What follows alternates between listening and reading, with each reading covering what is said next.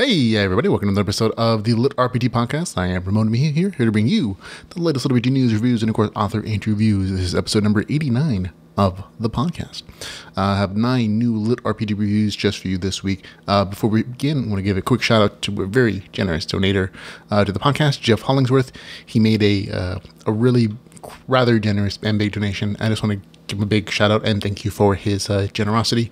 Thank you again, Jeff Hollingsworth. And of course, if anyone else wants to help support the podcast, you can find all the ways to do so at litrpgpodcast.com/support. There you go. Now, the 9 new LitRPGs we'll be talking about this week include Dodge Tank. Then after that, it's going to be Press Start. After that is going to be Camelot Defiant. This is going to be book 4 in that series. After that, it'll be the Accidental Mage, book 3 in the LitRPG Accidental Traveler Adventure. After that, it'll be Chained. This is the Stork Tower, book number 3. Finally catching up on that one. Then after that, it'll be Jatla is not a thole, a fantasy online novella. After that, it'll be actually 3 short stories. It'll be Warrior level 1, Mage level 1, and Rogue level 1, all short stories in the Opal Chronicles series. So there you go, 9 new stories. But of course, we begin our show though with LitRPG news.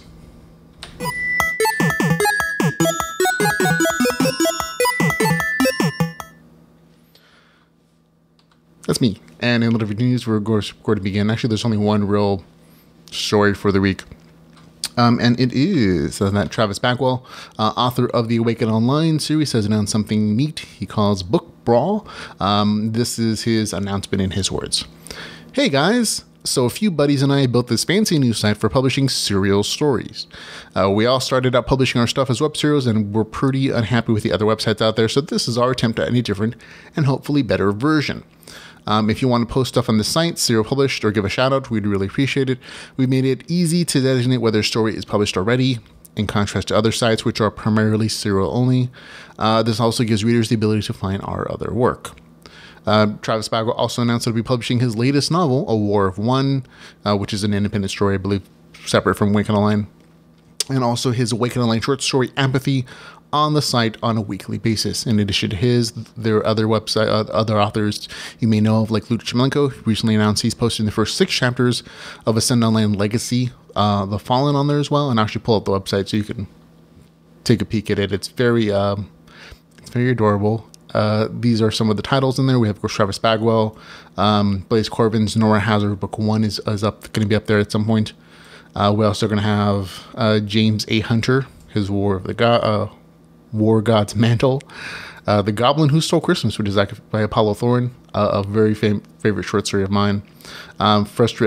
Stephen Morris, he's also has some stuff in there, LitRPG and not LitRPG stuff as well. A bunch of other people, and of course we just talked about some Luke Chimelenko as well. So all kinds of great stories.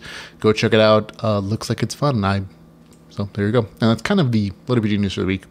Out now, these are some stories that have come out this week. Haven't had a chance to read them, but they're out now if you're interested in reading them. This includes, finally, Jeffrey Falcon Logue's The Dungeon Burden, Slime Dungeon Chronicles Book 4. It actually came out. The author had a few issues with search keyword tags, but you should see it if you do search for LitRPG on Amazon, or you can click on the link we have in the show notes. Also out is Bitter Book 3. I'm probably not going to be reviewing this next week just because I haven't caught up on book 2 yet and my brain can't skip. So I'll be reading book 2 probably, and then I'll get up to book 3. Also out now, but I'm also not going to be reviewing this one as well, is Into the Black, book number 7, Wardrums by Stuart Gross.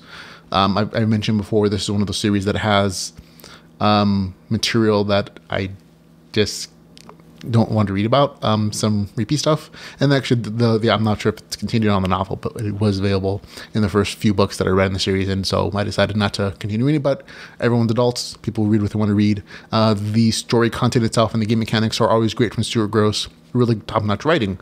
So if you guys want to go check it out, it is a darker story though, so just be aware. Also out now is Transcendental Misappropriation, book 1 of the Pentacle series by Robert Harper.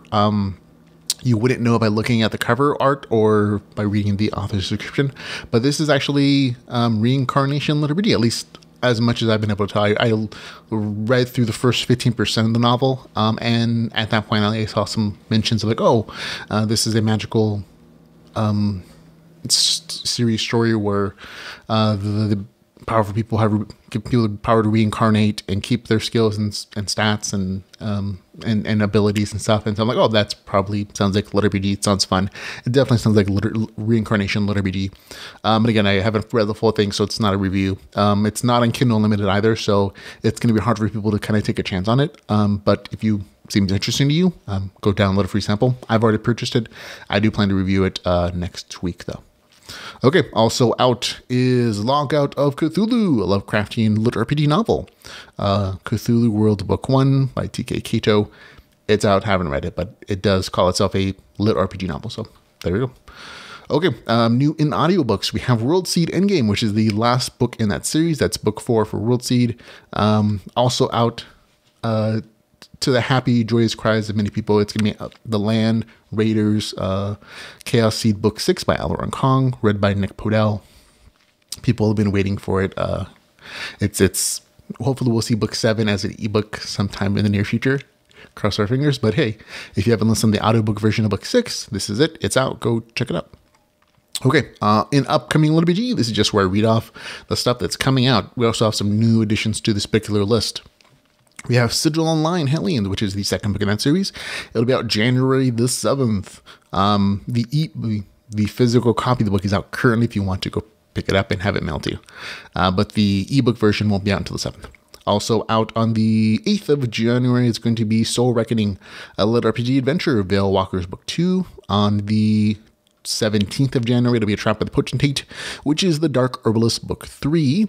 On the 22nd of January, we have The District, which is the Laboratory Book 3. That's the Futuristic Dungeon Core series by Skylar Grant. On the 24th of January, it'll be The Reapers, the Nero Book number 3. On February the 20th, it'll be Book 4 in the Kingdom series. On February some point, the author hasn't specified the specific release. I'm not even sure if he really knows. It's going to be the last book in the Way Shaman series, The Clan Wars. The author said it's coming out in February. He didn't have a more specific date, and that's mostly because he's not directly translating it, so that's somebody else's business. On March the 12th, it'll be Avatar's Rising, Silos number 1. And March 16th, it'll be A Killer's Reign, Patera Online Book 4. So there we go. On to new releases and reviews.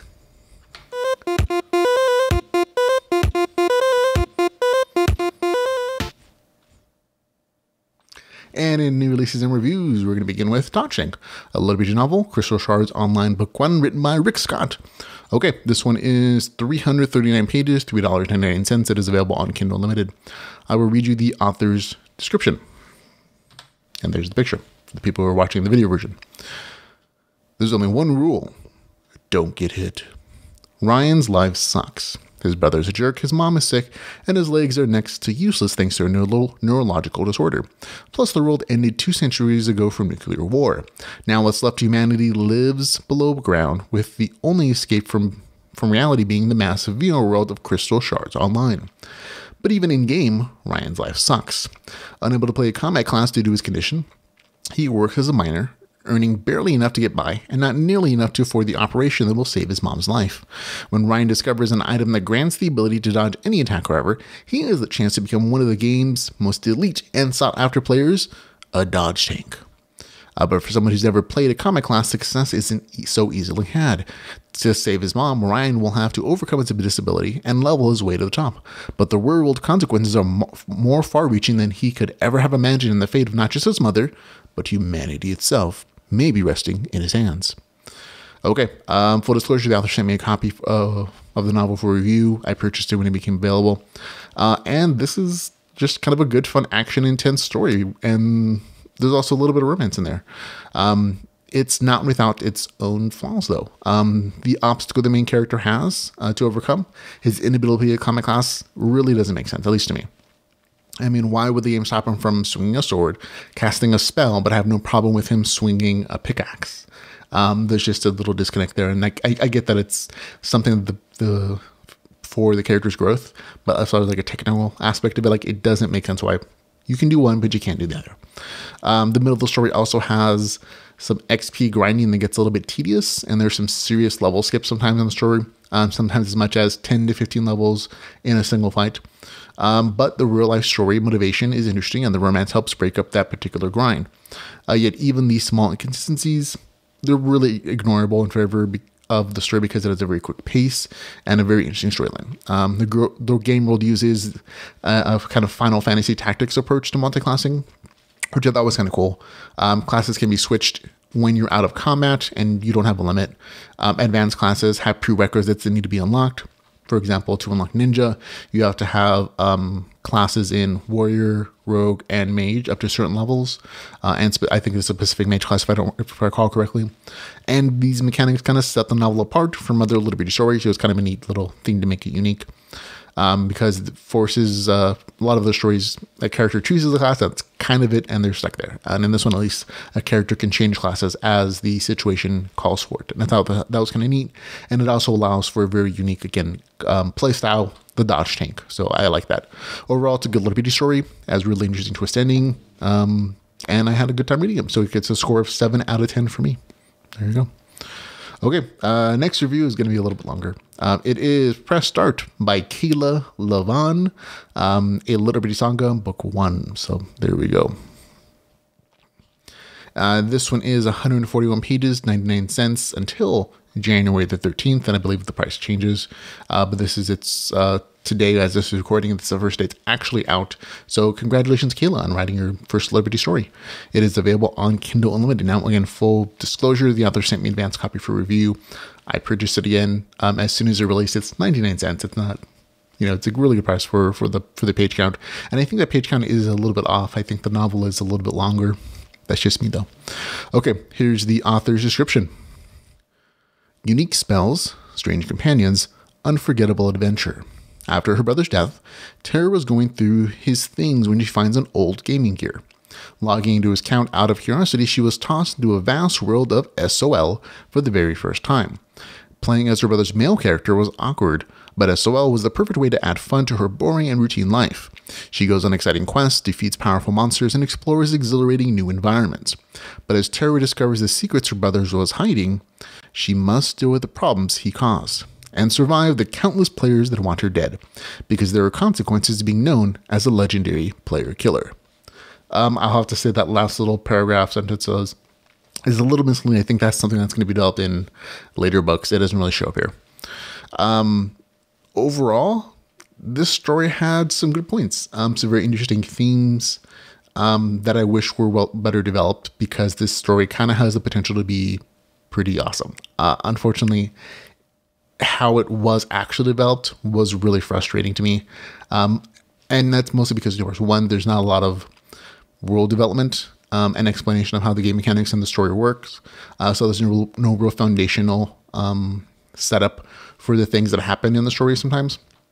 And two, again, there's some cool themes in it I thought could have made this story great.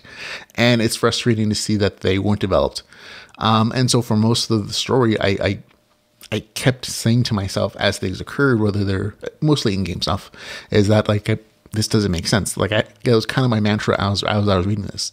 And when I was looking back at my notes, I had written it 27 times, because you guys don't know this, but when I read these novels, I read them almost as I'm writing a term paper for college or for high school, whatever. And so I take really super detailed notes, everything that happens and my thoughts on it. So I can review it later and give a good detailed review. And so 27 times I'd written in my notes for the story, this doesn't make sense. Something like, my brain hurts, happened a lot.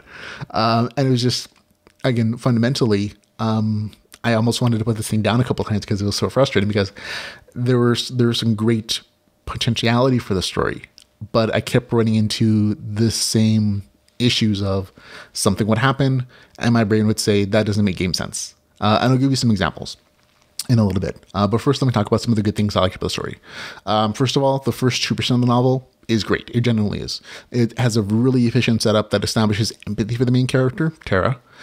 She uses her brother's VR immersion rig to log into his account and access his character, which is a dude. So there's some gender bender stories, jokes there. And you know, and like I said, this novel is also very humor filled. There's lots of jokes, lots of parody, things like that. And they start from the very beginning. As soon as she logs in the game, she jokes that she suddenly has a penis because she's using her brother's male character. And then she finds her doppelganger, a character that looks just like her, an avatar, because her brother made an AI companion modeled after her. So she's like looking at herself while she's actually in her brother's body. So it's a little weird. But I like the humor there. And I thought that particular situation had a great potential for interesting storyline. Like I said, potential. It didn't get quite fulfilled. And that's one of the things that's kind of frustrating. And again, once the main character steps out of her brother's home, things start to get confusing. And it's mostly because it's a lack of explanation as to what's happening in the world. The first like 30% is basically the main character exploring this immersive world. It's a fantasy, medieval fantasy world.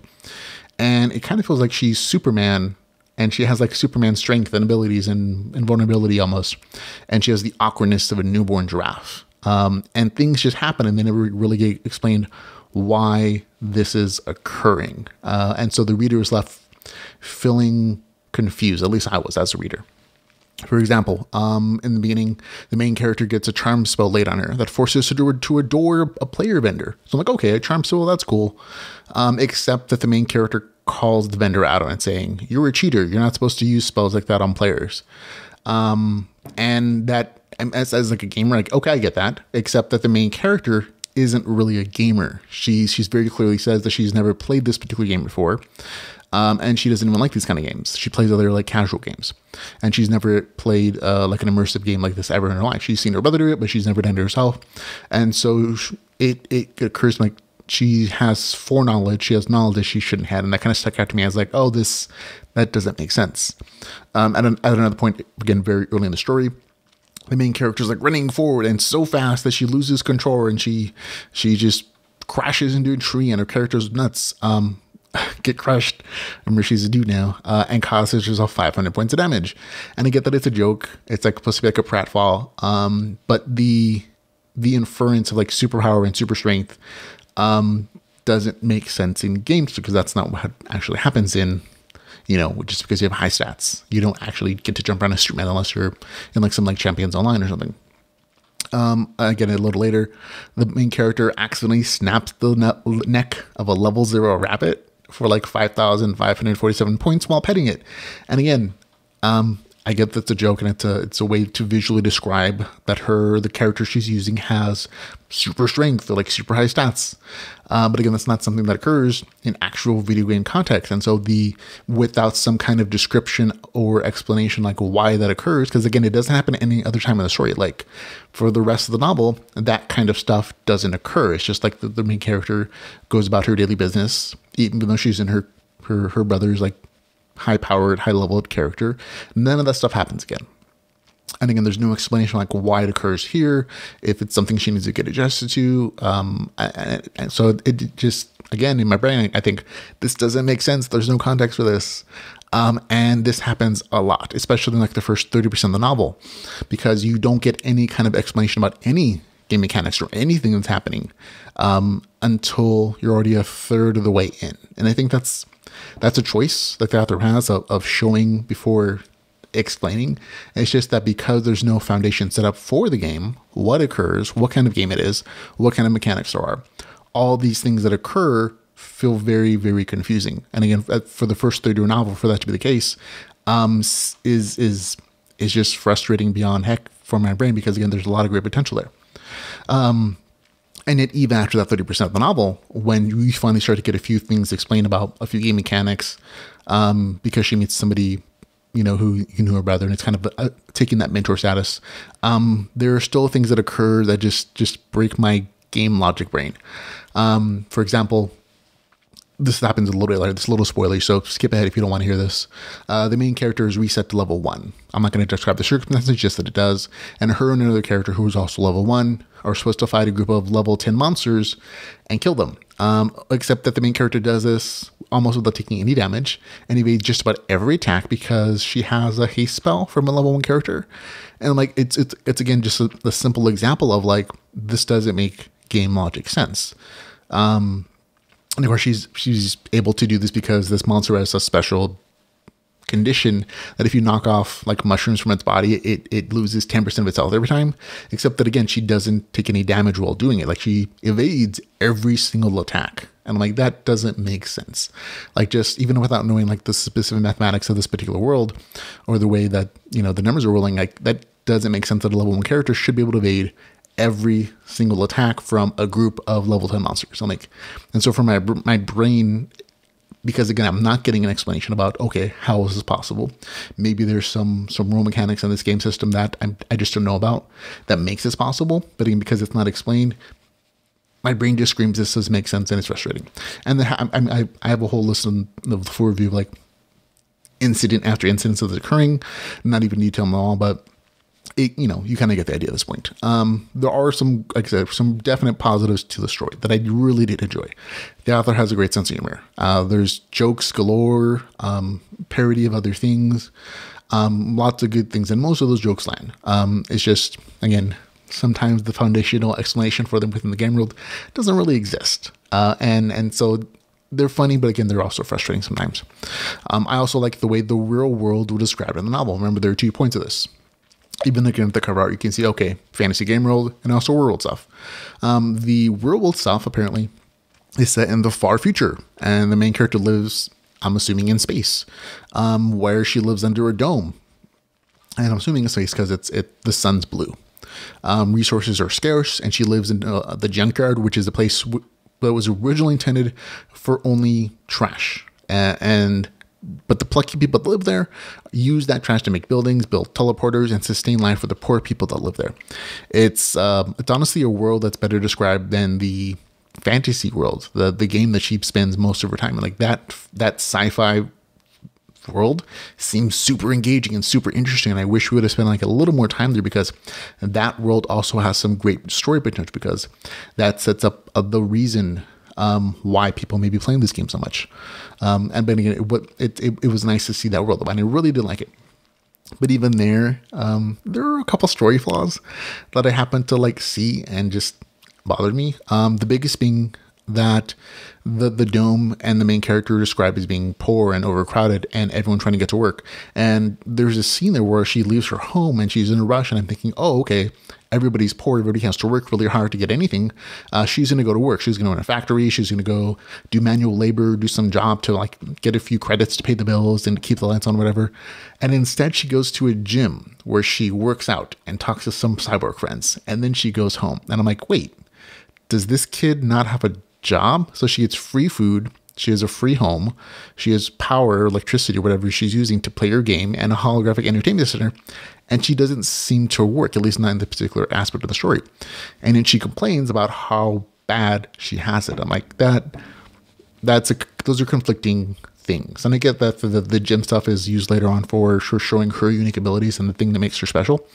But there was definitely an expectation about, okay, how does she make a living? Why is her life in the real world, in this futuristic society, so crappy that she wants to play this game so much? Or I mean, there's a lot of story potential. I'll get there in a minute, but again, even this cool thing that I liked, there were frustrations with it. And again, like I said, a lot of my frustration with the story is again the game's mechanics and the foundational level of establishing this world and how it works doesn't really exist. But it's also the fact that, again, there were some great things that could have made this like an 8 out. Like this could have been like a great story if it had developed in different ways. Like there are really cool things. The most unique being that the main character, a girl, plays the game as a dude, as a guy, in her brother's avatar, in his character. And I think, there's so many opportunities for cool stories there, including like exploring gender relations, stereotypes, social dynamics, and those things they're kind of touched on at the beginning of the story when she first discovers the character, but it's mostly as like a joke. She's like, oh, look, I suddenly got a penis. Ain't that funny? And or she's flirting with like the female trader, and the female trader doesn't know that she's really a girl inside the dude's body. And so, but that's as far as it goes. And I think there were just very cool opportunities in the story to describe, or at least tell stories about how gender identity affects people, how men are treated differently than women, and nobody really realizes it, or how some women prefer in an online community to be dudes because they instantaneously get respect and their judgment and professionalism isn't questioned when they use a dude's name or a guy's persona. And I think those were opportunities. There were, again, other things in the story that I thought were really cool that could have been kind of developed, including things like the opportunity to live in her deceased brother's shoes by playing a game that he loved, or like more explanation of their future dome world and how it connects to the game, or how players' ability to generate real income from that game exists and how it affects their lives and their ability for upward movement within this very clearly stratified society. And even the gameplay really had a lot of potential, except that, again, there are like foundational mechanical description issues there. Overall, I didn't have a good time with the story. I wish I did. I really liked some of the themes and some of the concepts. It's just that the execution was so super frustrating for me. I couldn't. When I want to put down a book, it's like, that's not a good sign. And again, even for the sake of even if it was the sake of parody and joking around, a lot of the game's parts of the story don't make sense, at least to me.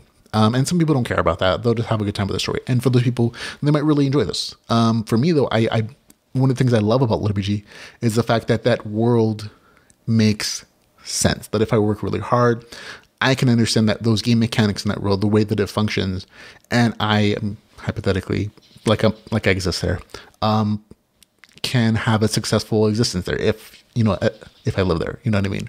And that's part of the immersion and the love I have for like RPGs, whether video games or tabletops or, LitRPG, is the fact that the real world doesn't make sense, and that sucks. And there are bad things that happen here, and there's no guarantee for success or advancement in our world.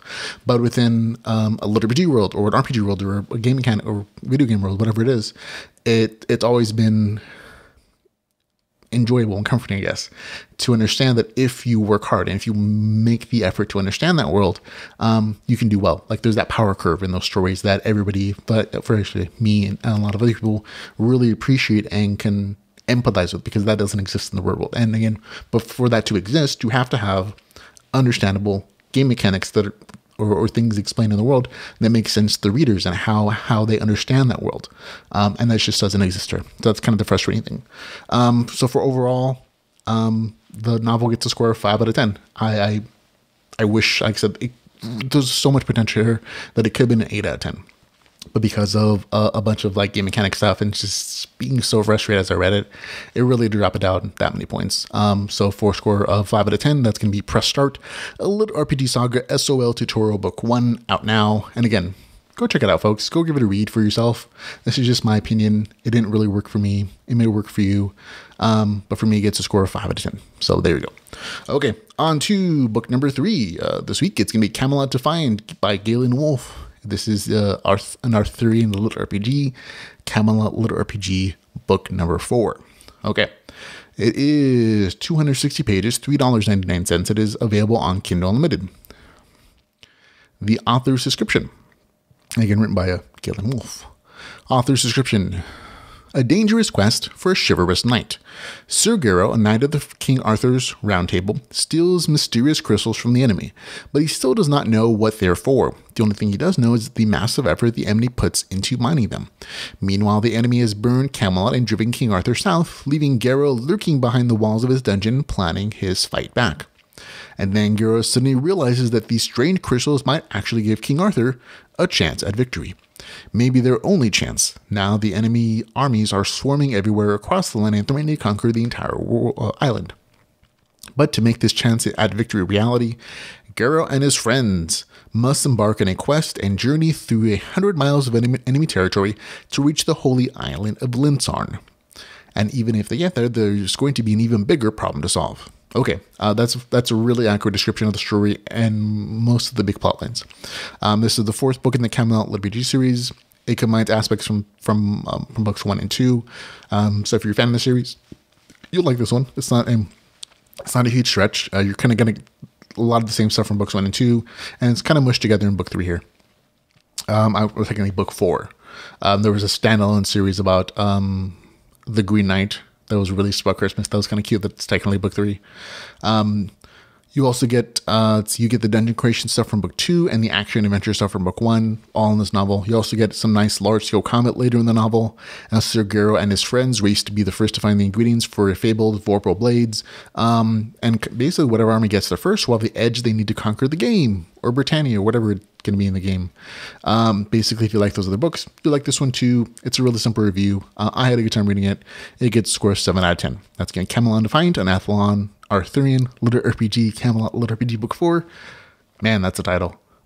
Gets a score of 7 out of 10 from me. There you go.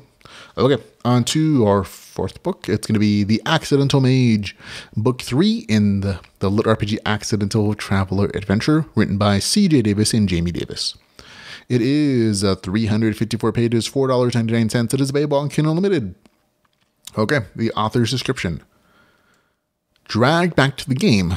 It's personal this time.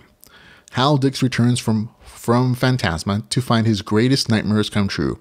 A personal tragedy drags him back into the game world of Phantasma one last time. Seeking help from his comrades in Phantasma, Hal must master the art of magic, gaining abilities and training under 4 different and cantankerous archmages to complete his quest. Does Hal have the discipline to stick with the training and reach the end of his chosen path before it's too late? Return to the game with the 3rd action-packed book of the Accidental Traveler Liberty Fantasy Trilogy. Journey, I'll skip that part, it's just buzz. Okay, again, if you read the other novels in this series, you kind of know how this formula goes. Hal is forced back in Phantasma for some reason. All the great powers he got in the last book are reset as he picks up another class. He goes to train his new class and has some adventures along the way. He faces off against the big bad guy, and by the end, it's all is right again in the universe. That's the formula for this book, and every single book in the series is basically the same. The details, the adventures, the actual class stuff, it's all different, and it's varied, and it's interesting enough to keep you reading the next book. And that's all this really is. This 3rd book in the series does not stray from that formula. Again, just because you know how the big plot's going to go doesn't mean it's not worth taking the journey. The novel is a good conclusion to this trilogy. There's a bunch of predictable stuff again, and forced plot points, again, things that force the main character to go back in the story. But again, there's also magic, and I'm always a fan of magic stories. Hal gets to learn magic finally. Honestly, a lot of this journey, the story feels like Avatar: The Last Bender. The main character has to master 5 magical elements, and most of the story revolves around him finding masters of each element to teach him. So we might as well call this Avatar: The Last Accidental Mage. It would be as appropriate. And yeah, you kind of see where the story is going, but it's still very entertaining, right? I'm a huge fan personally of training montages, and that's one of the things I liked about Avatar: The Last Bender and like Dragon Ball Z is those scenes where there doesn't have to be action necessarily, it's just like training, whether there's magical powers or key abilities or elemental magic stuff, whatever it is. I'm a big fan of those kind of stories where that's a lot of it, and that's what this is mostly. So when I said that it reminds me of Avatar: The Last Bender, that's a compliment. I like that series. It's fun.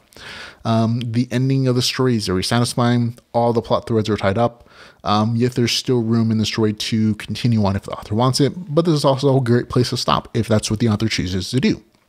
So overall, I had a good time reading the story. For me, it gets a score of 7 out of 10. It's The Accidental Mage, Book 3, with the score of 7 out of 10. Okay, next story. It is going to be Change, the Stork Tower, Book 3, written by Tony Corden. Okay, this one is 387 pages, $3.99. It is available on Kindle Unlimited. That's the author's description. Atherlia grew up in a gang-controlled suburbs of Brisbane at the end of the 21st century. From the age of 6, she decided that she wanted more, and with the help of the local gang leader, Leah learned the skills to escape a life of mediocrity. On her 16th birthday, she was inadvertently implanted with a neural enhancement chip instead of the free government-provided basic-level chip. This mistake removed the limits placed on the AI that was uploaded, broke some of the government's controls, and began making changes to Leah's body. Leah's life rapidly becomes a battle both in the virtual multi-universe and in real life. There's some more to it, but it's a little spoilery if you haven't read the other books, so I'm editing that portion out from the author's description. It's basically summaries of books 1, 2, and 3. And they're also found in the beginning of this novel. So there's a nice way to catch up on the series if you're just deciding to jump in here, which I wouldn't recommend. Like, it's a really good series. Even if the first book is a little less interesting than I would have liked, but book 2 and book 3 definitely make up for it. This is, again, a great addition to the Slice of Life multiverse LitRPG story that this is. All the stuff I like from book 2 is there. And a few of the pet peeves I had with book 2, like the grindy dungeon stuff that took too long, all gone. There's still dungeon dives in the story, but they're much smaller, they're independent, and they're spaced out by lots of other stories. So this is an improvement over book 2. Much of the story is a cycle between the real world, the fantasy game world, and the sci-fi space game world, and the main character's private home VR world. The story really does cycle through quests, training, and real life problems. And a lot of my notes in the story were basically cycle, like 10%. There's a cycle of like all those things getting hit, and then like some interesting quest point that I'd make a new note on, like, oh, another cycle. And that's basically what slice of life stories are. They're these the things that occur in a character's journey in a life. In this case, it involves a lot of interesting things. There are a lot of other smaller subplots in the story about the AI becoming self-aware and possible ramifications for like the larger world that's actually being the case.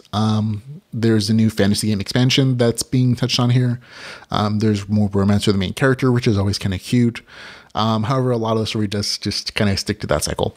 There are a few reviewer complaints from Amazon that I had read about the main character becoming overpowered, and it's true. But the main character has lots of money, rare items, pets, skills, and even in real life, she's gaining enhancements to her strength and perception. She's also taking a bunch of MIT courses now. And when she's talking with those MIT professors, she kind of sounds like a genius suddenly, which was not the case in like books 1 and 2. So all the thoughts about her being overpowered, it's a fair statement. But the main character was always going to be overpowered. There was a bunch of setup in book 1, just from the very beginning, that you could see, oh, this is going to be an OP character. And that's just the way the story goes. For me, I don't have a problem with it, but you can tell that in the future novels of the story, it's going to get worse. So if it's bugging you now, it's going to bug you later. So you might not want to continue on. But for people who are cool with that, for a powerful female protagonist who has a bunch of cool things going on, this is fun. Overall, I had a really good time reading it. I don't want to spoil any big plot points. I personally hope for more resolution to some of the storylines and not just new ones being added, but it's still a good story for me.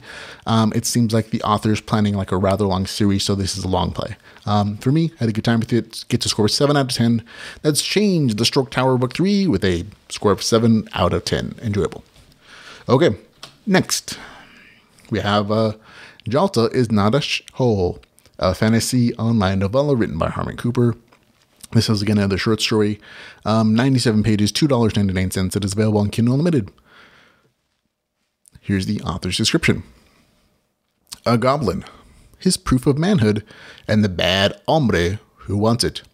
What starts as an innocent game of 3 cards with an ink shadow quickly escalates into Hiccup, stupidly betting his proof of manhood.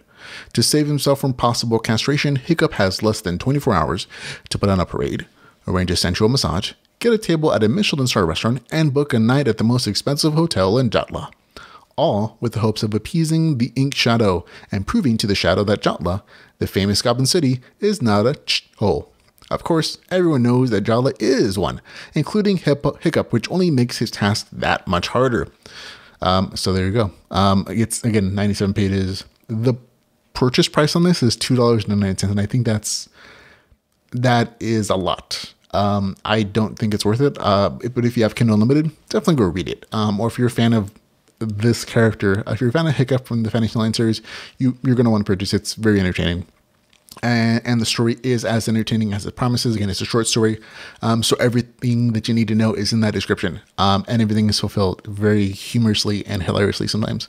But again, for $2.90, I don't know that it's worth that particular price. I could see this to be 99 cents, or even $1.50 or something, but definitely not $2.99. It's not that entertaining. But that's just me. So I'd say pick this up if you're on KU, if you have Kindle Unlimited, or if you're a super big, huge Hiccup fan. I got on Kindle Unlimited. I had a good time with it. I give it a score of 7 out of 10. So that's Jatla is not a thole, a fantasy online novella, score 7 out of 10. So there you go. Okay, now just real quick. The next 3 reviews are all short stories in the same series. I'm kind of reviewing them, squishing them together because there are issues with continuity in the stories. Even though they're supposed to be independent stories, there are some issues. So I'm going to kind of be referring to them back and forth. The first one is going to be the first one in the series, I should say, is the Warrior Level 1 in the Opal Chronicles, written by Xavier P. Hunter and Margaret P. Hunter. All the stories have the same kind of title. It's just the first one is Warrior Level 1, the second one is Mage Level 1, and the third one is Rogue Level 1. And they're all supposed to be independent stories.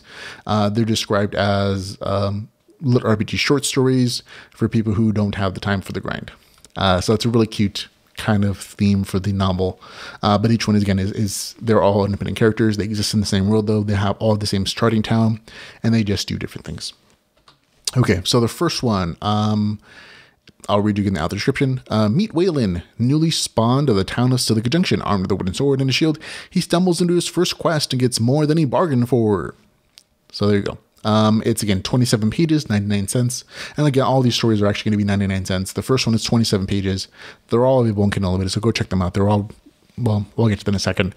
The second one is the Mage level. That one is 37 pages. And I think that might be a little off. I think it might be more like 45 or so. It's also 99 cents, also available on Kindle Unlimited. Number 3 is the Rogue level 1. That one is 20 pages. So it's the shortest of the 3. And you can kind of tell what it is, but it's also 99 cents and available in Kindle Unlimited. Okay, so just going back to Warrior Level 1 a little bit. This is actually a really good story. I had a really good time with it. It's a quick, jaunty tale of a warrior created in an RPG world who goes on a simple quest to get some more for a blacksmith so he can make him a new sword. There's a little bit of dungeon grinding, but it has a really funny twist ending, and I really did enjoy it. It gets a score 7 out of 10 for me, and that's mostly because it's a short story. It's this nice little nugget of nice LitRPG coolness, and it ended before I got bored, and that's always a great thing with the shorts. That's one of the things I like about short stories, that there's like an episode of a series. Like, you sit down, you kick back, you enjoy the story. This one is funny. There's plenty of RPG stuff in there, but there's also a sense of humor and some parody in there that I really like, some wittiness, especially with like the ending. Like, oh, okay, that's cute, and I had a good time with it. Book number 2 in this series, which is the Mage level 1 story, that one I had bigger issues with, and you can tell basically that the Warrior level 1 and this one are written by 2 different authors. Like, there's some, I mean, you can tell they also like tried to work out the world that they're both existing in, and both writers, I'm sure, tried their best to be uniform in that, but you can tell that they're written by different people.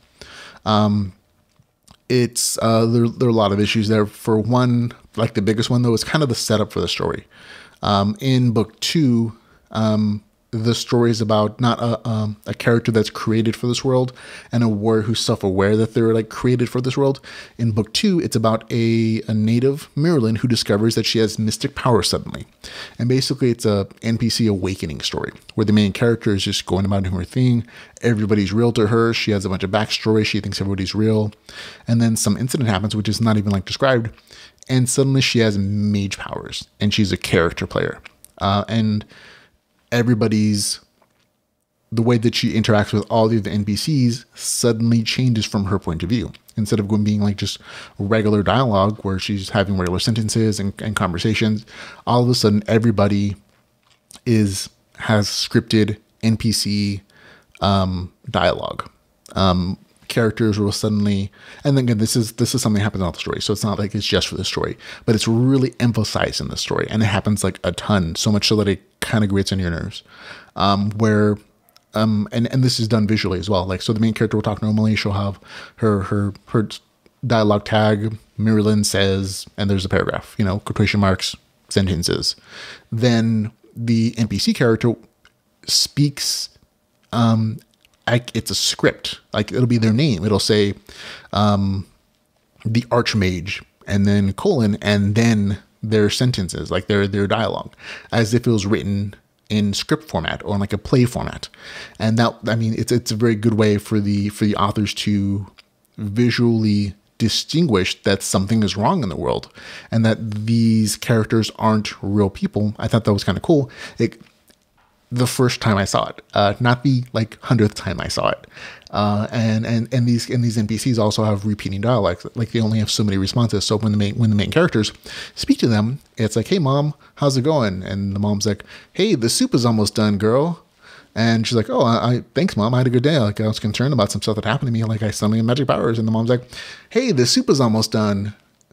And that's, you know, that joke happens a lot. And I get the fact in the story that it's a part of the main character's awakening, that she's used to being an NPC and didn't see these things in the world, and now she's like a real person, and so she sees like the flaws in like the NPC coding. But again, it just happens so much, and it doesn't happen that way in these other stories. In book 1 and in book 3, which seem to be written by the same person, that occurs still, but it's also something the characters automatically recognize, like, "Oh, you're not real." And that's kind of the end of it. In book 2, there was like this huge, long, dragged out explanation, like, "Oh, you had suddenly magic powers and you have to go on this quest." And like the main character doesn't ever fully acknowledge that these aren't real people anymore. She keeps trying to treat them like they're the friends she used to have. And from the character's point of view, I guess that makes sense. But it just, because of those repeated actions, like scripted dialogue again and again in a different formatting, and it goes on so long, it really did kind of ruin the story for me. So book 2, unfortunately, not that entertaining. It really felt tedious because of the repetitive NPC dialogue. And the other 2 stories, they were just quick and they were entertaining, and there was like, bam, done. We had a good time. And this one felt like it dragged on. This novel honestly feels like it's like 100 pages long. And even if it's 40 or 45, it felt like it was 100 pages, and that's not a great thing to me. So for me, it was not entertaining. Get a score of 5 out of 10. Again, not bad necessarily. It's just like it got really tedious to me. So that's Mage level 1, got a 5 out of 10 for me. Now the last book in this series, which is Rogue level 1, again, written by the same authors. This one is really entertaining again. So book 1, good. Book 2, not so much. Book 3, also good. This one, again, 20 pages, so it's the shortest, but it's also it's probably my favorite of the 3. It's a really good short story. Great descriptions of the town, fun, jaunty attitude of the game. And again, that's kind of how you can tell 1 and 3 are written by the same author. The main character is also, again, spawned. And it's just, she's there. She realizes I've only existed for like 20 seconds, but I understand the world and the game rules, and these are the people NPCs, and there's acknowledgement that it's there. Then she just goes on her adventures, and it's a really cool journey and adventure. She's a rogue, rather a thief, and I really like the fact that this character didn't take the opening quest line, and she kind of goes off and does her own things, and it was a really cool way to describe the story without like a slog of game mechanics that happens in book 2. She bucks the traditional gameplay and finds some fun exploits in the game, which that was fun, and also some very deadly ways to level. And I'm not going to spoil it for you because it's a fun story, but it's definitely my favorite of 3. Gets a score of 7 out of 10 as well, though. So that's Rogue level 1 in the Opal Chronicles. It's book 3 in that series, but it gets a score 7 out of 10 for me. So there you go. That's again book 1. Gets a score of 7 out of 10. Book 2 in that series, the Mage level 1, gets a 5 out of 10. And book 3 gets a score of, that's called Rogue One, gets a score of 7 out of 10 as well. So there you go. And that's it. We're done. Finished. I know, folks. That's 9 stories. Got them done for you in less than an hour. I think that's a record. Thank you very much. If you want to, again, follow us on Facebook and Twitter and YouTube and Patreon and all those great places, your support is greatly appreciated. And again, make sure to share the podcast if you like it, if you like our posts or reviews that we put up either on Facebook or Twitter or even just on the webpage. Share that information. Share your love of the podcast because it helps other people find the show, and we definitely want to grow the podcast so that as many people as possible can enjoy a LitRPG and find the great stories that we all love. And of course, if you want to support the podcast in any way, other shape or form, you can find all the ways to do so at litrpgpodcast.com/support. So there you go. Thank you, ladies and gentlemen, for hanging out with me. Remember, I'm just one dude who loves the genre and who loves these stories. You go form your own opinions. Not everything I say is applies to everybody. We all have different ways of looking at the world. So again, Go check them out for yourself. Support the authors you love. Leave them reviews. Everybody, all of us, really appreciate your support as well. Again, thanks for hanging out with me. Until we can hang out again, folks, remember to go read some LitRPG. Goodbye, everybody. I'll see you later.